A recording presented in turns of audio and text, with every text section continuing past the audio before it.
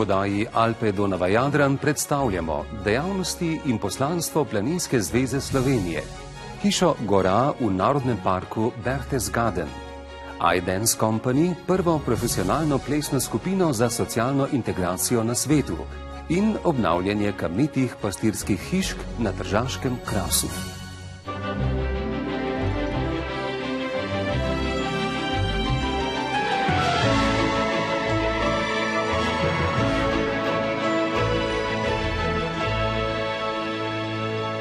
Lepo pozdravljeni, drage gledalke in spoštovani gledalci. Popotovanje po Srednji Evropi začenjamo pri nas, v Sloveniji, kjer se radi pohvalimo, da smo narod planincev. Skoraj 2/3 slovenskega ozemlja je hribovitega, v gore pa redno zahaja kar 15% prebivalcev. Za varno in prijetno bivanje v gorah skrbi Planinska zveza Slovenije, ki letos praznuje 120 let delovanja in je ena naših najvidnejših društvenih organizacij.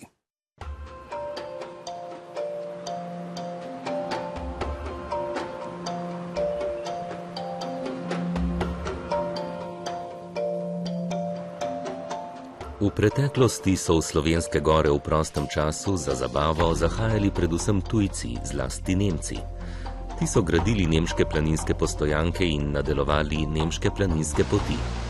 Ljubitelji narave pa so želeli domače gore približati tudi slovenskim ljudem, zato so pred 120 leti ustanovili Slovensko planinsko društvo.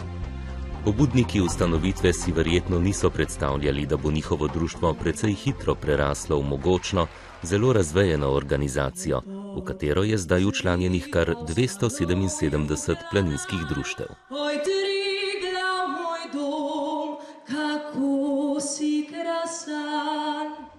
Spadamo med najstarejše organizacije v Sloveniji, ne glede na to, da delujemo že v 4. družbenem sistemu, smo še vedno med največjimi, najbolj prepoznavnimi, tudi vsebinsko najbogatejšimi nevladnimi organizacijami v Sloveniji.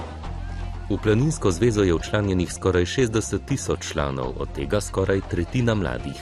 V planinski organizaciji imamo tudi 177 planinskih koč, 9000 km planinskih poti, za katere skrbijo naši markacisti, 1700 vodnikov Planinske zveze Slovenije in seveda številne alpiniste, športne plezalce, varuhe gorske narave, oskrbnike planinskih koč, skratka eno široko paleto ljudi, ki nas združuje predvsem to, da imamo zelo radi slovenske hribe.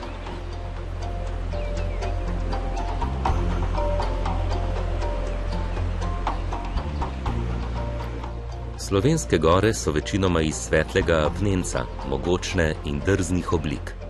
Med strmimi stenami se vijejo zelene doline, na višjih legah pa vabijo sončne planine, polne rož in prijazni grebeni.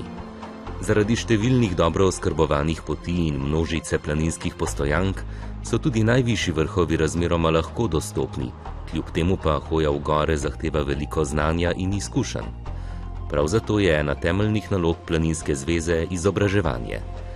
To poteka na vseh ravneh, imajo kar 25 različnih programov izobraževanja, najbolj strokovno in poglobljeno pa je v učnem centru Planinske zveze v Bavščici. Prvi priročnik za hojo v hribe je napisal Pavel Kunaver že leta 1921 in od takrat naprej imamo pravzaprav tradicijo slovenske gorniške šole, ki zaznamuje ta celovitost delovanja v gorah in pa tudi zelo poudarjena skrb za varovanje gorske narave in seveda tudi za pomoč sočloveku v gorah.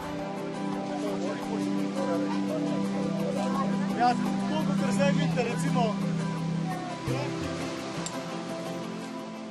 V gorah požrtvovalno rešujejo gorski reševalci, ki so zdaj sicer samostojna organizacija, vendar si planinstva brez njihove pomoči skoraj ne moremo predstavljati.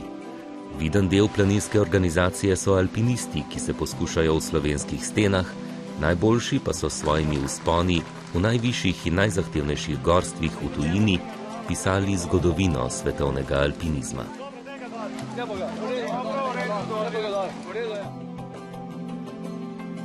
Ko se planinci ob jubileju svoje organizacije ozirajo na prehojeno pot, ne morejo prezreti vidnega deleža članov planinske organizacije v kulturi, saj so s svojim delom zaznamovali številna področja kulturnega delovanja. Med drugim so posneli tudi prvi slovenski igrani film. Planinstvo je res vpeto v številne pore življenja, obiskovalci gora pa o tem, ko zahajajo v gore, večinoma ne razmišljajo. V gore hodijo zato, ker so tam, ker so lepe in mogočne in jim ponujajo številne izzive za prijetno preživljanje prostega časa.